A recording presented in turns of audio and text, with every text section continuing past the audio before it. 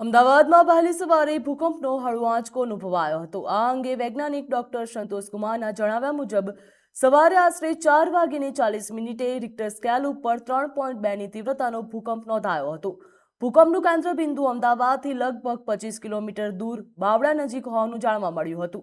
ભૂકંપની તીવ્રતા ઓછી હોવાથી કોઈ મોટું નુકસાન થયું નથી તેવા અહેવાલ પણ સામે આવ્યા નથી। જોકે વહેલી સવારે આવેલા આંચકાથી કેટલાક વિસ્તારોમાં લોકોમાં ચિંતા જોવા મળી હતી। ભૂકંપ બાદ વૈજ્ઞાનિકો અને નિષ્ણાતો દ્વારા સ્થિતિ ઉપર સતત નજર પણ રાખવામાં આવી રહી છે।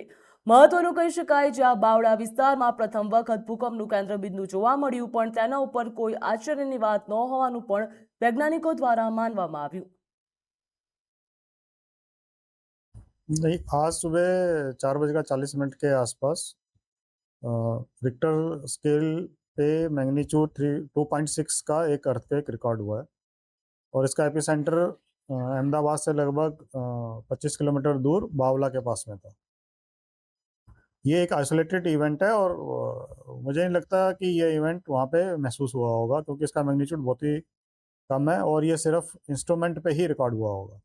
ये देखिए बावला के पास में जो ये अर्थक्वेक आया है, ये सही है कि यहाँ पे ये पहली बार इस तरह की सिस्मिक एक्टिविटी मिली है, लेकिन ये ऐसा कोई आश्चर्यजनक बात नहीं है क्योंकि अहमदाबाद के पास में से एक कैम्बे फॉल्ट करके निकलता है और जिसकी जो लगभग नॉर्थ गुजरात में राजस्थान से शुरू होकर और नीचे कैम्बे तक जाता है, आनंद और सूरत तक। तो उसी कैम्बे फॉल्ट के पास में अहमदाबाद के पास में ये अर्थक्वेक आया है।